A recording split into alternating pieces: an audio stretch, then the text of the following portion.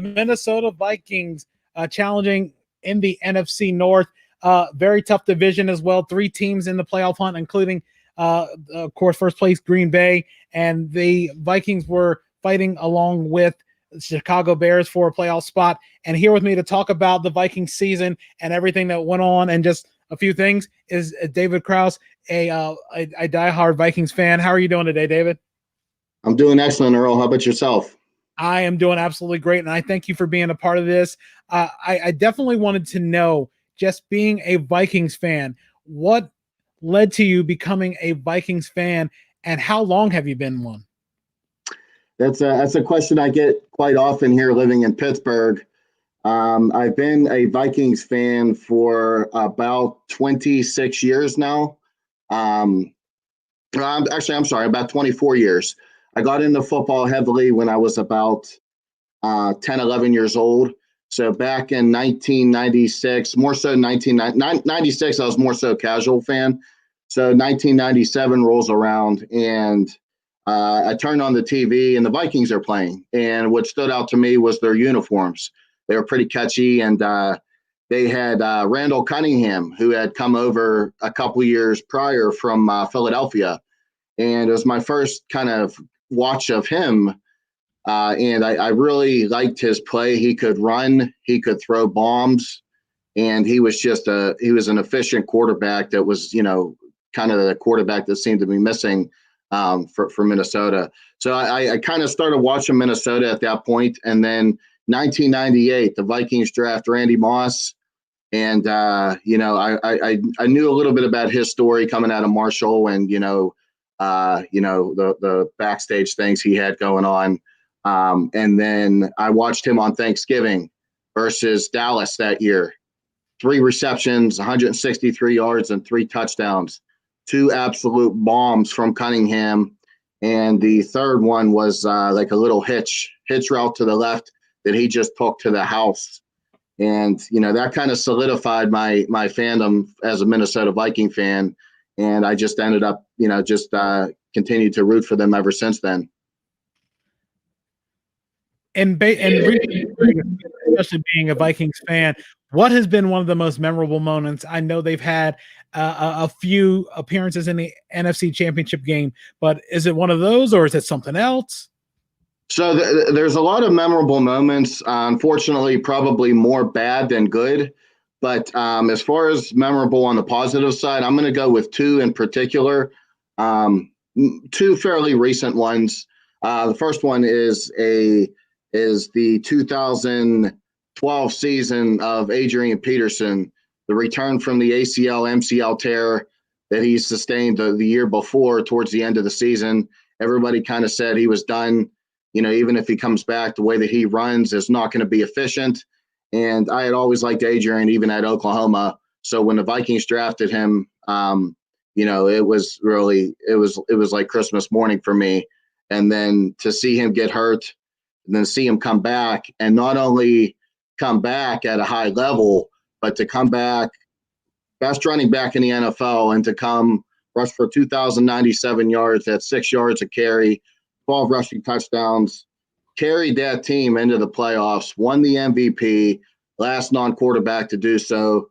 And and that's when they had Christian Ponder, one of the absolute worst quarterbacks I've ever seen in my life for any team, not just Minnesota.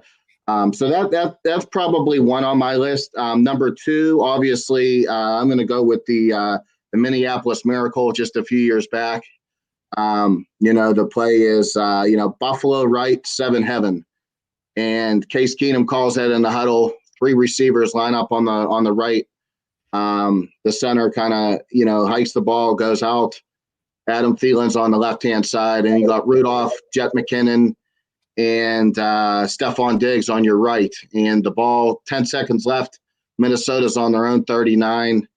I don't think I have to explain the play. I think you know the play. Everybody knows the play. So Diggs catches the ball. It's a little high. Marcus Williams comes in, diving carelessly, runs into his teammate.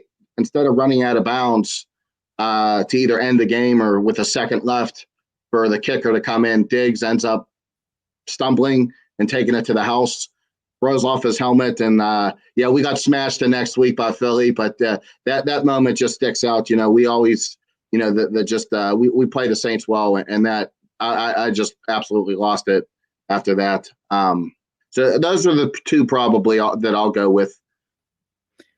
Heading into the season, what were the expectations for the Vikings? I know very competitive division. I know, of course, there's always Green Bay, Chicago added Nick Foles, and Detroit's just Detroit. But what were you thinking about the Vikings' chances? So, yeah, I looked at the schedule ahead of time, and I thought that 9 or 10 wins was easily a possibility. But at the same time, I knew the defense would struggle. Just so many offseason acquisitions and departures from last year. Linval Joseph, he's gone. Everson Griffin gone. And basically the entire secondary. Andres Sendejo gone. Trey Wayne's gone. Mackenzie Alexander, J-Ron Kearse. And then, Danielle Hunter was already expected to miss at least the first 4 games of the season with his bicep injury. I didn't expect him to miss the whole season.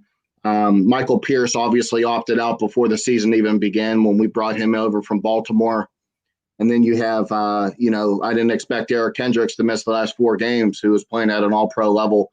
Mike Hughes, who was probably the best corner coming into the season, he's been on the shelf for 2 months. So taking those defensive things into consideration, Anthony Barr, I don't know if I mentioned him yet, but he got out for the season as well with an injury. But those losses up front were significant. And then, we go ahead and trade Ngakoue back to over the AFC to Baltimore. I knew it would be a struggle. But like I said, looking at the schedule, Chicago's offense didn't scare me. I thought that we could win 9 or 10 games. But like I said, based on everything that's happened at where we stand today, I'm not real surprised. Was there a point you felt the team was going to the playoffs? Absolutely, yeah. I mean, so we started 0-3, then beat Houston, had a lot of one-point losses, Tennessee and Seattle, or the two that I think of from earlier in the season. But yeah, so I thought that we were headed to the playoffs when we won 5 of 6 before the Tampa Bay game. We had won 3 division games in a row, Green Bay, Detroit, Chicago, but then Dallas was the killer loss. Andy Dalton beats us with a throw with, just very little time left. But then you come back and you win the games you're supposed to win. Jacksonville, that was a win. Carolina was a win. And then Tampa Bay, I thought we outplayed them. Dan Bailey misses, 3 extra points and like 3 field goals. And that was just but yeah, it was at that point, when we won 5 of 6 going into the Tampa Bay game, that I felt pretty confident. When was that turning point when you felt, okay, they're not making the playoffs? So I want to say the Dallas game for sure. Atlanta, that was a big loss earlier in the year just because they were so bad. I think they were winless when they played us. But the Dallas and then obviously the Chicago. So we kind of can, I don't want to say we controlled our own destiny. We still had a chance to make the playoffs. I know some things had to fall into place. Arizona had to lose the last 2, which ended up they actually lost a couple of days ago. And Chicago had to lose 1 of 2 as well. But, but even before the Chicago game, like I said, it was losing to Dallas when we were on that winning streak was really, really the heartbreaker, in my opinion. Who did you feel that if the Vikings made the playoffs, they would have matched up well against in the NFC? So you might laugh at this, but I'm going with the Saints for sure.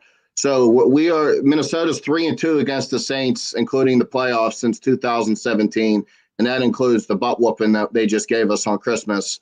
But we always seem to play them well. Yeah, they put up 52, but we scored 33 on them. And for a Super Bowl contender, that defense, if they're giving up 30 plus, that's not going to be good enough. So, I was comfortable, like I said, Minneapolis Miracle, even going back to 2007 or 2008, rather, the playoffs when Brett Favre was there. And, I thought the Bounty Gate game, we outplayed them. We go into overtime. We had that game won multiple times.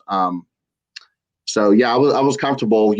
I still feel that Drew Brees is not 100%.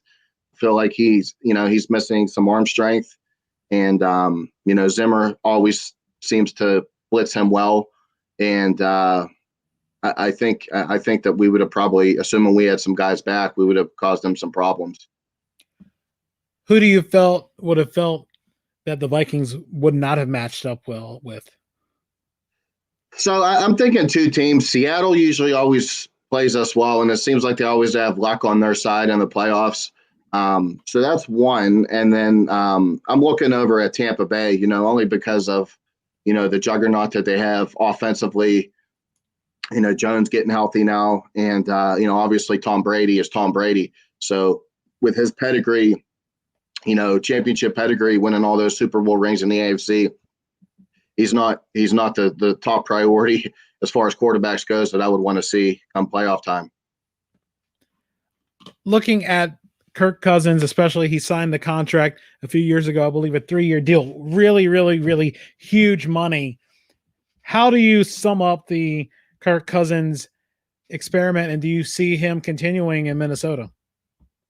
So that's a good question I've gone back and forth with several times. I think one word would be underwhelming, but I didn't have huge expectations with him to begin with. I thought that he was what he was in Washington.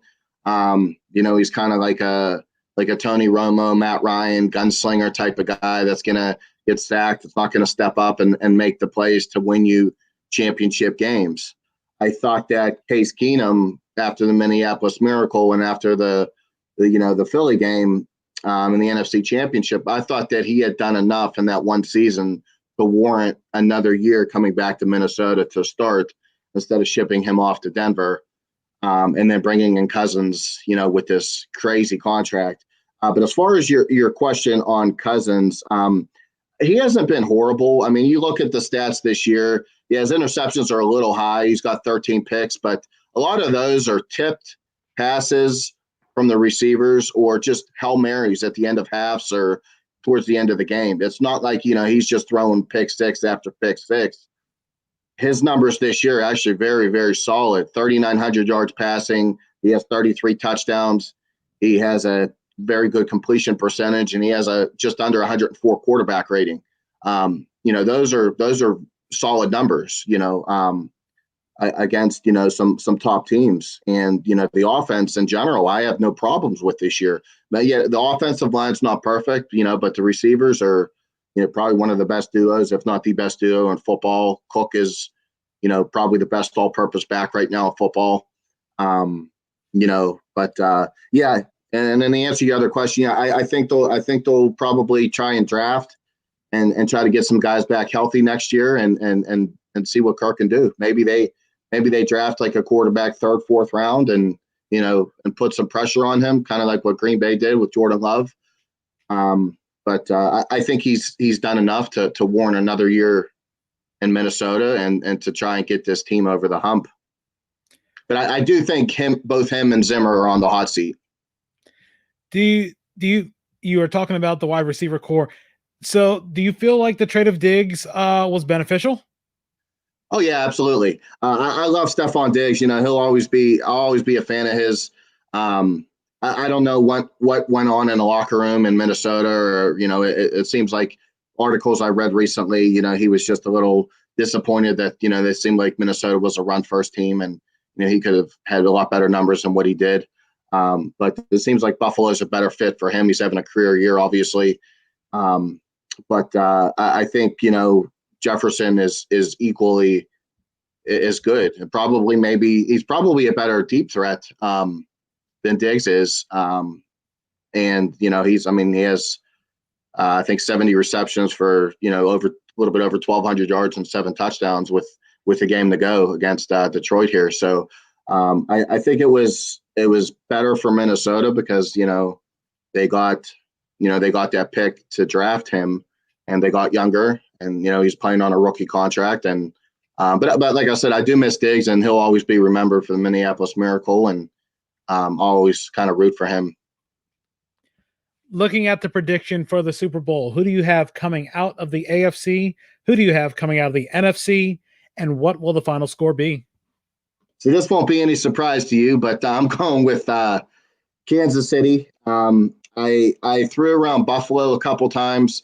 I wouldn't be surprised if Buffalo can get there, but I just think, and Kansas City's defense, I'm not even crazy about. They have a couple of studs, Chris Jones and, the Honey Badger back there and decent linebackers. But, other than that, there's some vulnerability there defensively. But for teams to catch them offensively, you shut down Mahomes. I mean, you got Bell and Clyde Edwards, who's going to be coming back, and just too many receivers that have 4.2 speed. And then Kelsey's just unguardable. You shut down Kelsey. I mean, you got to have three guys back there with Hill. So I can't see any team that can keep up with them in the AFC offensively. So that's why I'm picking them. NFC is a little bit more of a challenge. I think most people are saying Green Bay or New Orleans, but I don't usually make beginning of the season predictions, just too many things can happen. But I had actually made one this year, and I had said Kansas City over Seattle. Seattle, again, I'm not crazy about their pass rush or their defense in general. I think Jamal Adams, that has helped them a lot though in the secondary. And I think, Russell Wilson is the, other than maybe Rodgers, he's the NFC's Patrick Mahomes, and he's proven he's done it in the playoffs before. Lockett, McCaff are legit receivers. David Moore's a good third option. They have good tight ends.